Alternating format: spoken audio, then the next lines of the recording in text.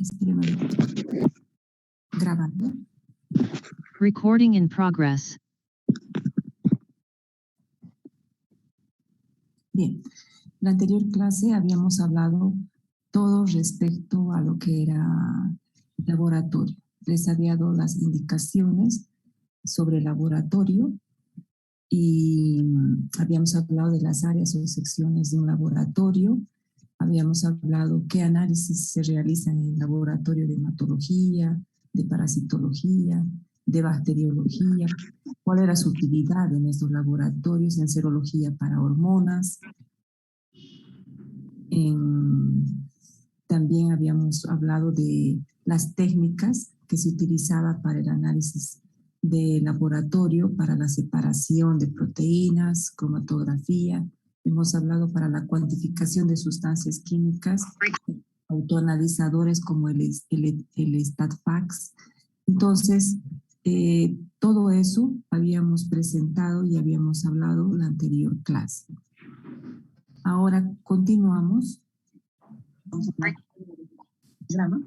con lo que corresponde al hemograma. Una de sus compañeras me preguntó y me preguntó en la anterior clase y me dijo si determinar glóbulos rojos era lo mismo que determinar glicemia. Entonces, ahora van a conocer y van a aprender que no es lo mismo. El análisis es totalmente diferente. ¿Ya? Entonces, aquí en la imagen les estoy mostrando ya como título el hemograma completo. Una preguntita, ¿se escucha bien el audio y la imagen? Sí, doctora. Todo se escucha. Sí, doctora. Qué bien.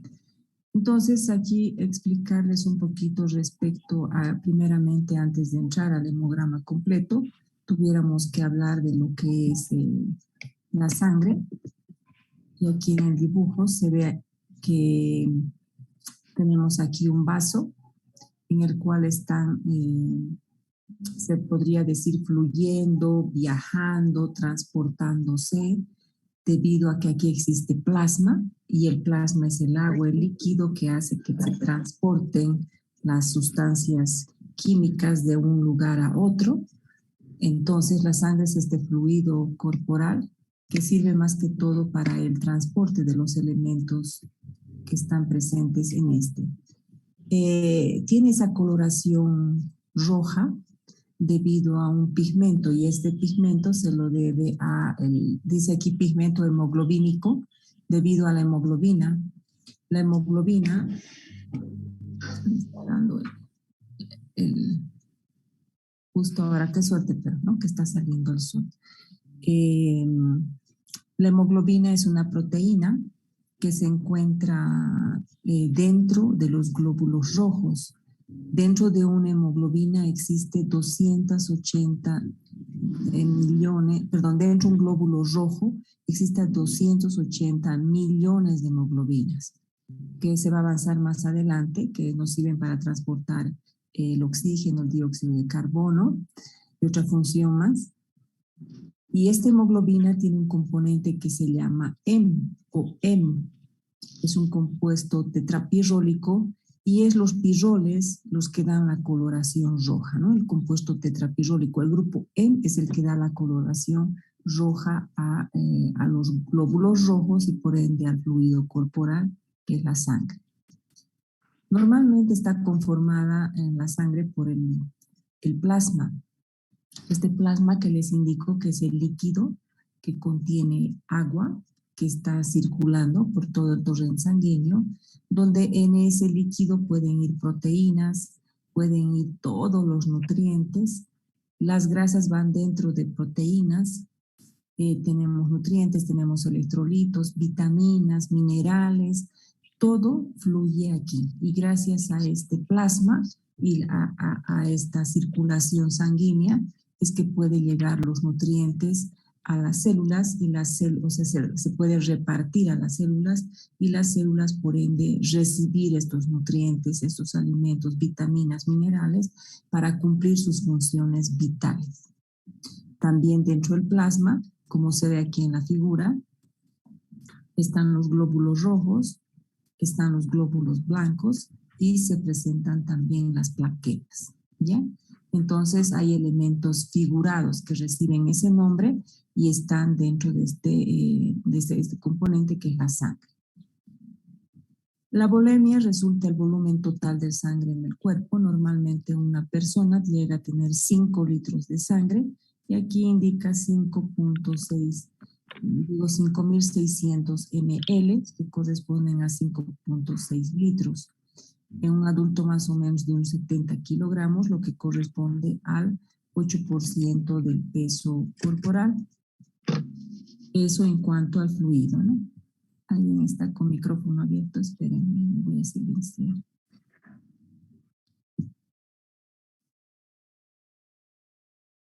María Velázquez.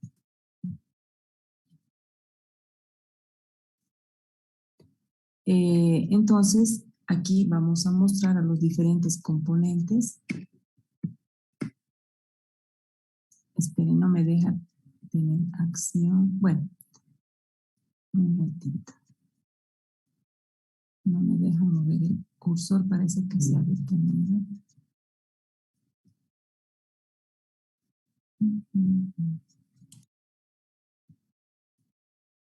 Ahora sí. Aquí tenemos, por ejemplo, a los glóbulos rojos. Dentro del hemograma completo vamos a determinar a los glóbulos rojos, se va a determinar a los glóbulos blancos y se va a determinar a las plaquetas. Entonces, estos glóbulos rojos que en fisiología van a avanzar la forma que contienen, todo porque es todo un tema, ¿no? Sangre es todo un tema y ustedes lo tienen en fisiología que van a avanzar esta parte de este contenido. Aquí tenemos a los glóbulos rojos que tienen esta forma bicóncava. Aquí tenemos los diferentes glóbulos blancos, son tipos de glóbulos blancos. Aquí tenemos linfocitos, basófilos, eosinófilos, neutrófilos, monocitos. Y aquí tenemos estas de color blanquito que son las plaquetas. Estos son los componentes de la sangre. Normalmente este análisis de sangre es la que se realiza con mayor frecuencia. Es un análisis de rutina que se pide todo el tiempo. Consiste en ¿para qué sirve el hemograma? Consiste en una valoración de todos estos componentes celulares, como les dije, glóbulos rojos, blancos y plaquetas que están presentes en la sangre. Nosotros normalmente para la obtención del plasma o suero necesitamos estos dos. Aquí se los anoto. La sangre con anticoagulante por centrifugación vamos a obtener plasma, ¿ya? Cuando le colocamos a la sangre anticoagulante podemos obtener plasma. Pero cuando nosotros obtenemos sangre del paciente sin anticoagulante, al centrifugar podemos obtener suero. La centrifugación es un proceso por el cual una vez que se obtiene la sangre, normalmente hemos indicado que la sangre se obtiene por punción, puede ser, hemos explicado también en la anterior clase que se puede obtener por punción cutánea, por punción venosa y por punción arterial.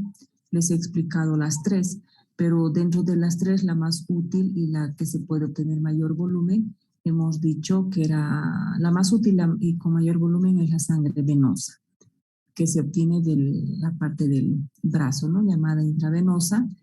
Una vez que se obtiene la sangre, entonces nosotros pasamos a un proceso de centrifugación. Si colocamos anticoagulante, vamos a obtener plasma. Y si no colocamos anticoagulante, vamos a obtener suero.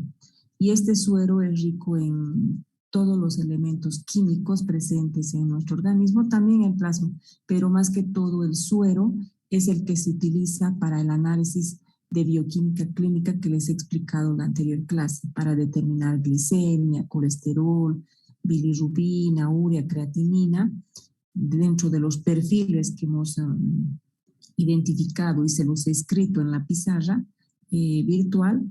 Ahí hemos indicado los perfiles. Entonces, esas determinaciones de elementos químicos normalmente se utiliza el suero del paciente, ¿ya? Entonces aquí este de color amarillito es el suero. Y lo de aquí abajo es lo que queda de la centrifugación. En este caso, con anticoagulante, podemos obtener que obtenemos el 55% va a ser plasma. Este de aquí, este poquitito, más o menos un 1% están las plaquetas y los leucocitos, y todo el restante, el 44%, son los glóbulos rojos, ¿ya? Aquí vamos a indicar cómo se obtiene el hematocrito.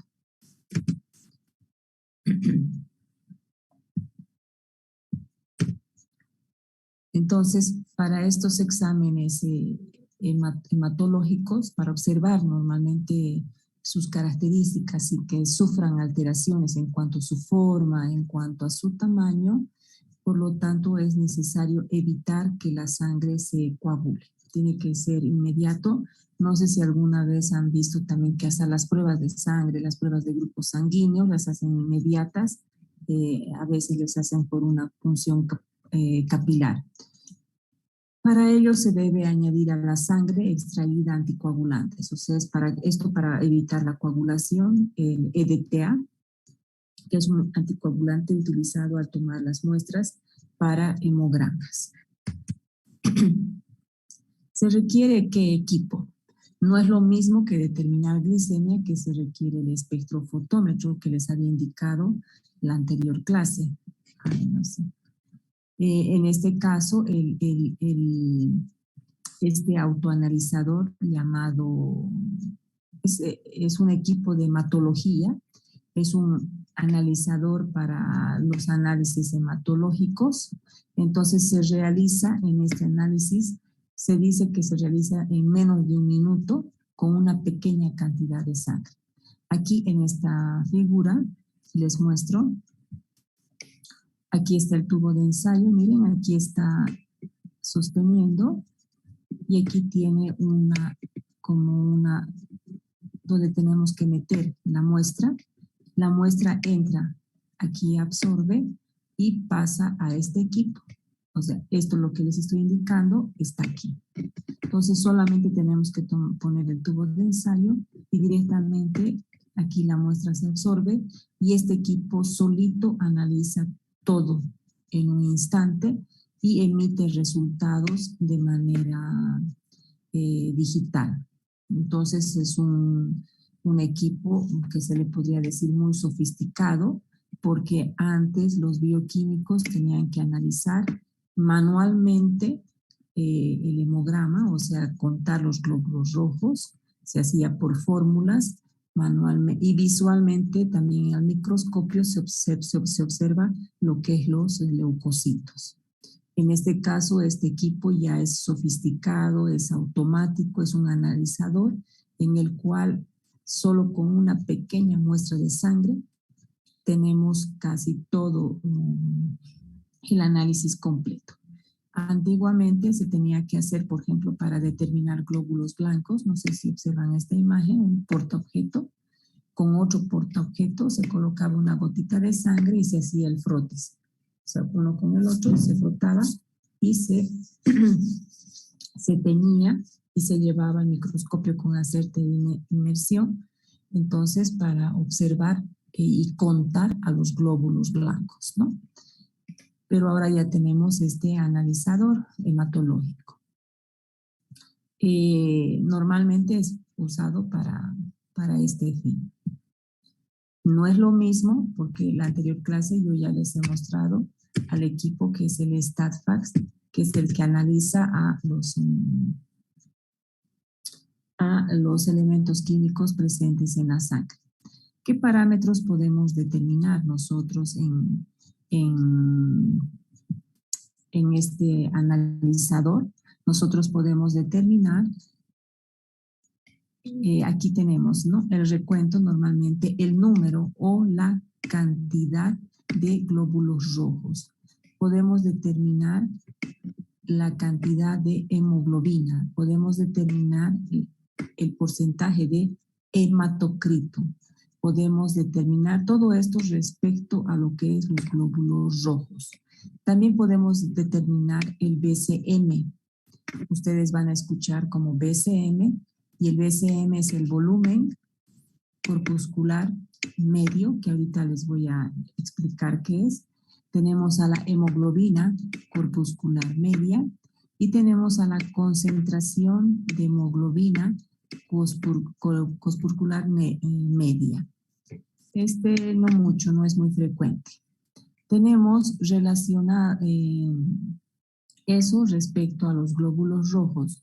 Respecto a los glóbulos blancos que analizamos, o llamados también leucocitos, ahí vemos la fórmula, el recuento total, porque podemos hacer un recuento total al 100%, o un recuento en porcentaje a la totalidad de los glóbulos blancos, porque son todos estos glóbulos blancos, y podemos analizar a los neutrófilos, podemos analizar a los linfocitos, monocitos, eosinófilos y basófilos, que hay porcentajes de normalidad. Y de acuerdo a lo que se analice en estos porcentajes de normalidad, nosotros vamos a poder determinar o detectar alguna anomalía que hubiera en este sentido respecto a los glóbulos blancos. Y respecto a las plaquetas, vamos a determinar lo que es el número de plaquetas, que es lo más útil, y el volumen plaquetario, o sea, la cantidad total de plaquetas presentes en sangre. Para la fórmula roja, que sería para los glóbulos rojos, normalmente estos están en millones, ¿ya? Por eso están por 10 a la 6 en lo que observan aquí. Entonces tenemos la cantidad de glóbulos rojos o hematíes.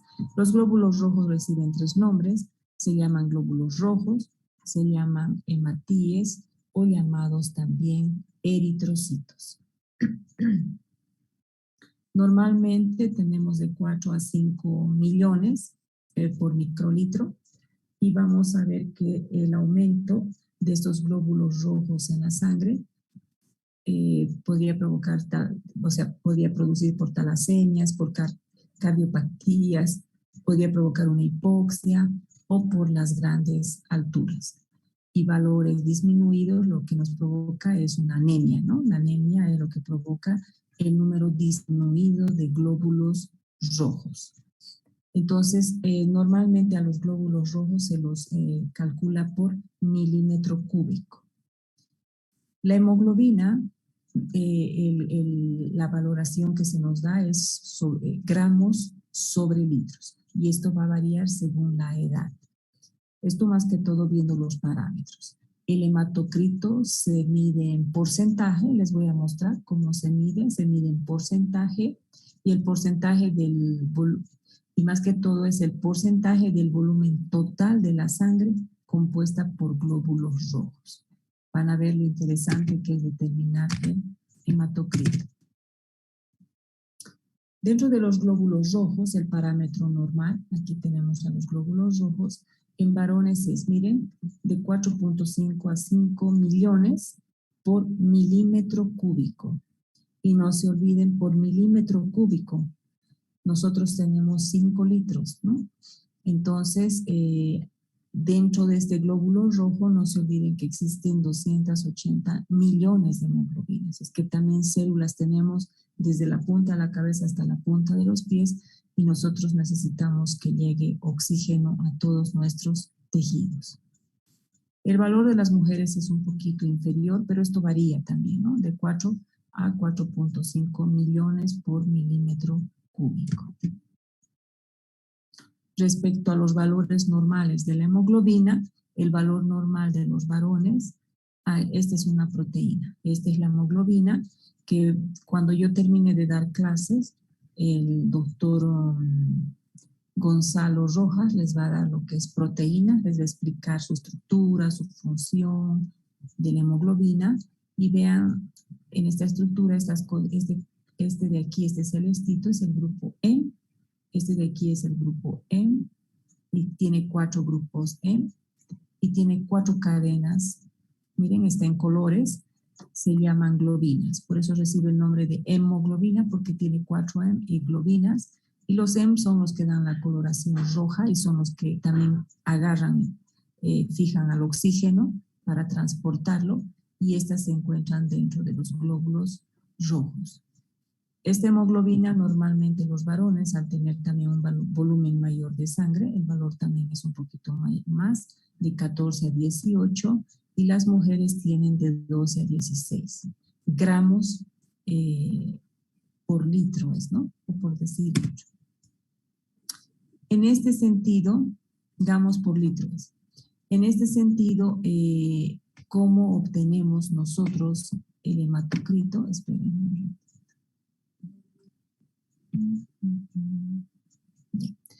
¿Cómo obtenemos el hematocrito? Para el hematocrito se sigue este proceso, y este proceso es una vez que obtenemos sangre. Esta sangre tiene que tener anticoagulante, o sea, el tubo de ensayo ya tiene que estar con el EDTA, que es el anticoagulante de preferencia, que existe en los laboratorios, previene la coagulación, y lo que llevamos al segundo paso, una vez de obtención y de traspaso de la jeringa hacia el tubo, es un proceso de centrifugación. Esa centrifugadora es antigua, pero existen centrifugadoras modernas, ¿no? Centrifuga quiere decir que crea un movimiento en el cual se va a separar tanto el plasma como todas las células sanguíneas. Lo que vamos a hacer es producir una separación del plasma y las células sanguíneas. Esta centrifugación permite esa separación. Ese es el fin de la centrifugadora. Dentro de una de las preguntas de la práctica 1 de nuestra guía de laboratorio, dice equipos de laboratorio y sus funciones. Entonces aquí ya tenemos un equipo y se llama centrifugadora, que sirve para separar los elementos pesados de los ligeros. Y aquí tenemos lo que es la separación de estos, y aquí. Todo lo que queda en este color amarillito equivale a un 55%. Y ese líquido que queda es el plasma. Ya es el agua, es el líquido del componente que es de la sangre. Este de aquí, que está en color rojo, llega a ser el hematocrito. Entonces, cuando se centrifuga la sangre con anticoagulante, separamos dos componentes, el plasma y los elementos sanguíneos, que sería el hematocrito. Esta capita muy chiquitita es casi 1%, casi nada de lo que queda de glóbulos rojos y plaquetas. En el 45%, ¿qué células sanguíneas van a quedar? 99% van a ser los glóbulos rojos o eritrocitos, y dentro del 1% va a quedar lo que es los leucocitos y plaquetas. Entonces tenemos dos componentes en cual al separar la sangre con anticoagulante se divide en plasma y en hematocrito, 55-45, que es lo ideal. ¿Qué es lo ideal? Tener 45% de hematocrito. Cuando tenemos 45% de hematocrito, quiere decir que tenemos esa cantidad de glóbulos rojos que hemos dicho, 4.5 a 5 millones de glóbulos rojos por milímetro cúbico. Pero ahora vamos a ver qué podría ocurrir si esto no o aumenta o disminuye el hematocrito. En esta condición podemos ver que no está igual. Entonces, lo ideal es que los varones tengan cerca al 45%, igual las mujeres, ¿no? Cerca al 45%. Esos son los valores normales de hematocrito en la sangre. Entonces, el 45% es este. Este es el ideal, y quiere decir que nuestra cantidad de glóbulos rojos, porque el 99% del hematocrito es glóbulos rojos, y si tenemos esta cantidad, quiere decir que tenemos buena cantidad de glóbulos rojos. ¿Qué ocurre si resulta este? Miren la diferencia. Poquito hematocrito, y tenemos más plasma, ¿no? Miren, más plasma quiere decir que está con pura agua la sangre, que hay puro plasma y que hay poquito glóbulo rojo. Y si el hematocrito está bajo, entonces aquí valores menores a 40, ahí ya nos indica que la persona presenta una disminución de los glóbulos rojos y por ende una anemia. Este hematocrito ya nos dice esta persona está con anemia.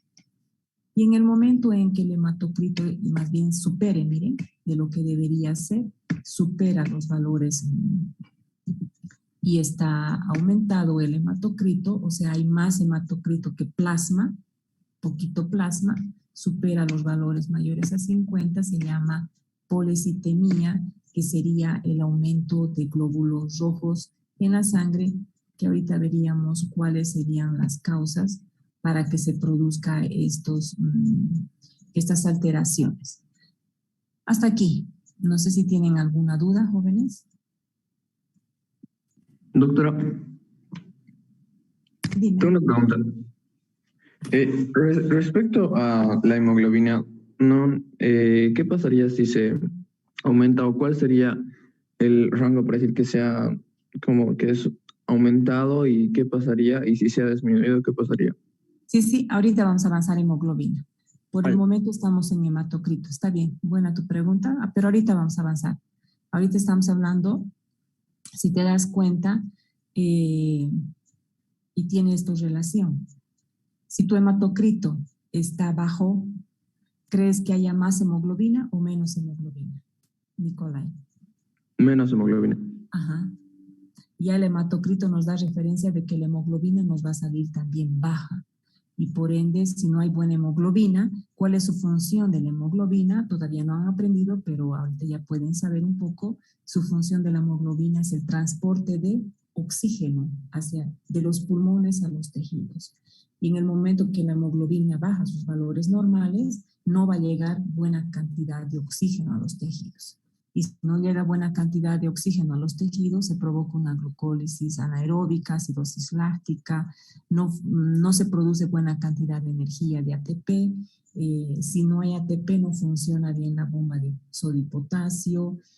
Puede haber edema extracelular debido a la ausencia de oxígeno. ¿Por qué? Porque no va a haber ATP y si no hay ATP, no hay control de las funciones. Si el músculo no tiene energía, no hay contracción. Si el corazón, el músculo cardíaco, no tiene oxígeno, no va a haber buena generación de energía y por ende, para que el corazón trabaje, tiene que haber contracción, ¿no ve?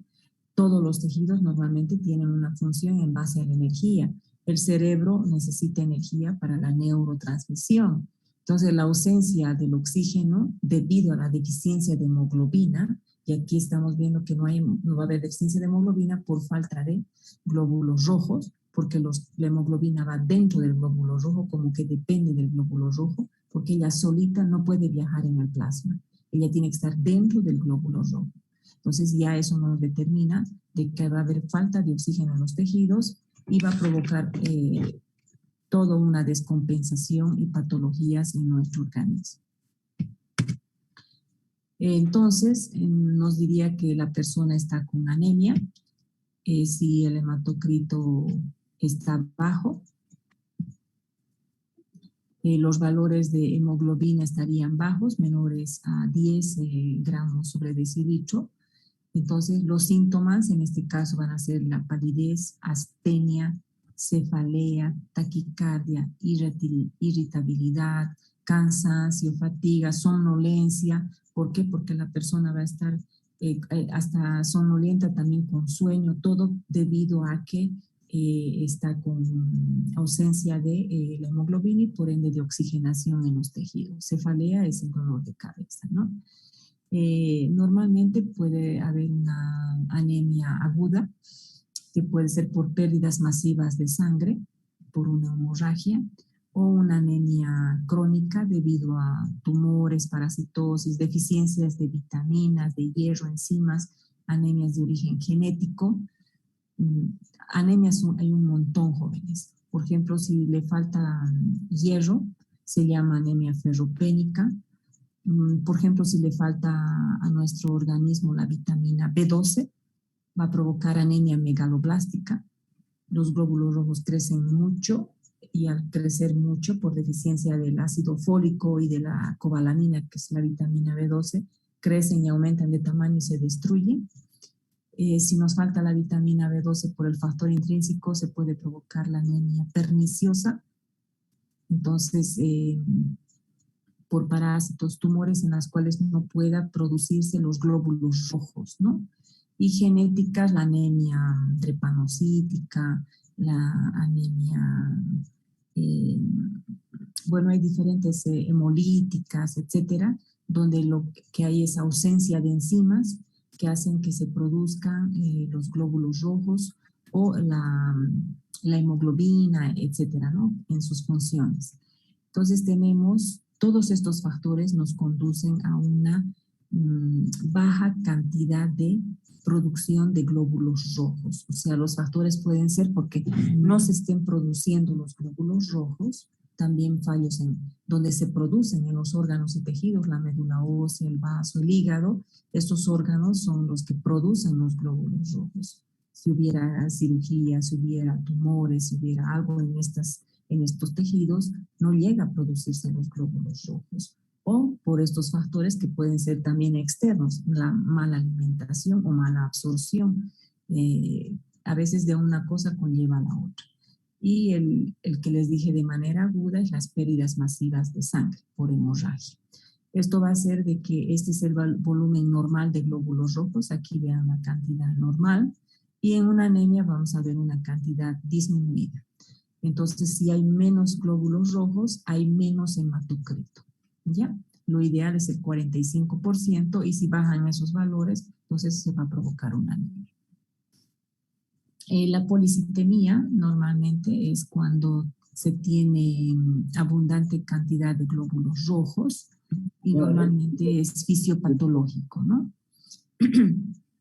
Esto puede provocarse por ausencia de oxígeno debido a factores como mal de altura, que no sé si han llevado con el doctor René González en alcalosis respiratoria, cuando una persona de un nivel del mar sube a otro, o sea, por ejemplo, personas que viven a nivel del mar viajan a La Paz, están subiendo a la altura, y cuando suben a la altura, la presión de oxígeno baja, cae.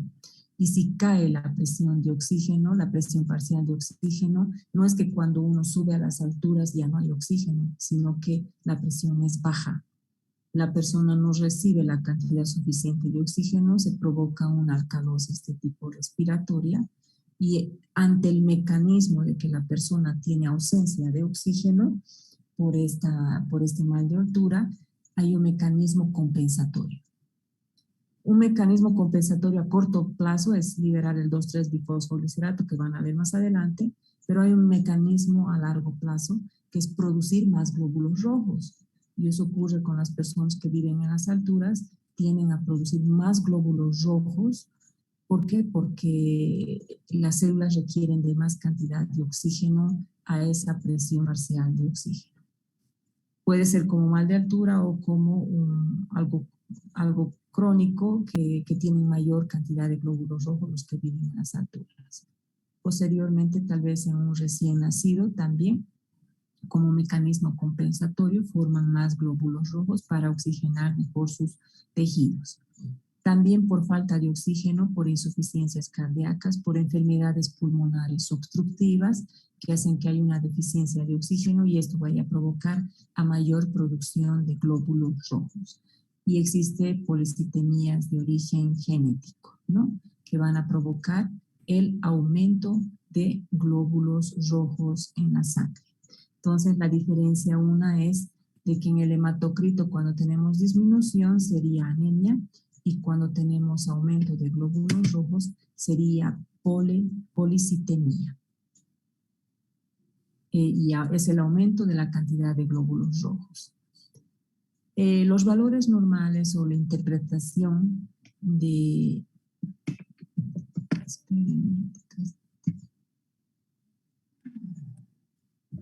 Se me ha venido el lapicero a este lado y no me deja leer. Ya. Aquí tenemos los valores normales de interpretación en la fórmula roja, pues estamos hablando de los glóbulos rojos. En lo que hemos visto es de que existe esta... ¿Me están escuchando bien, no, jóvenes? Sí, Sí, doctora. doctora. Ya. Aquí tenemos el BCM. También se puede determinar, bueno, ya hemos hablado del hematocrito. ¿No tienen alguna duda sobre respecto al hematocrito?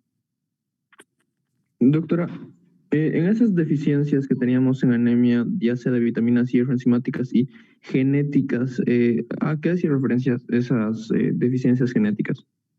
Las genéticas puede ser uno por ausencia de enzimas. Cuando hablamos de genética, las enzimas son proteínas, Nicolai. Y si son proteínas, están compuestas por aminoácidos. Entonces, la ausencia de una enzima o la deficiencia en la producción de una enzima, por ejemplo, en la anemia hemolítica, la deficiencia de la enzima glucosa 6-fosfato deshidrogenasa, no se produce esta enzima. Y si no se produce esta enzima, no hay reacción, o sea, no podemos llegar a... El glóbulo rojo se puede destruir rápidamente porque va a fallar lo que es otro proceso, se llama estrés oxidativo, donde los radicales libres les pueden destruir a los glóbulos rojos. Y hay una enzima que nos ayuda a producir aquel glutatión que pase a reducido, y este glutatión previene que el glóbulo rojo no se destruya. Y aquí hay una enzima que hace que ese glutatión esté reducido y que provoque que los radicales libres no destruyan al glóbulo rojo. Si falta esa enzima, no va a haber el glutatión reducido, quien, como se dice, le cuida al glóbulo rojo, y si no va a haber ese glutatión reducido, el glóbulo rojo se va a destruir por los radicales libres. Entonces el glóbulo rojo va a estar propenso a destruirse. ¿Y quién nos defiende de que no nos dé anemia? O sea, que no se destruya nuestro glóbulo rojo. En este caso es esa enzima, ¿no? Que ayuda a mantener al glutatión reducido. Y si hay ausencia de esa enzima, se produce, no hay quien nos defienda, y los radicales libres pueden destruir a los glóbulos rojos y provocarnos anemia hemolítica. Otro sería deficiencias enzimáticas en la producción de glóbulos rojos. Y para la producción de glóbulos rojos son hartos pasos, y en esos pasos que falte una enzima, no se produce glóbulo rojo. Si no se produce glóbulo rojo, nos va a dar anemia. Jóvenes, nos queda un minuto en el Zoom. Cuando se corte, regresan al mismo link, ¿ya? Al mismo enlace. Solamente hacen clic y regresan al mismo enlace.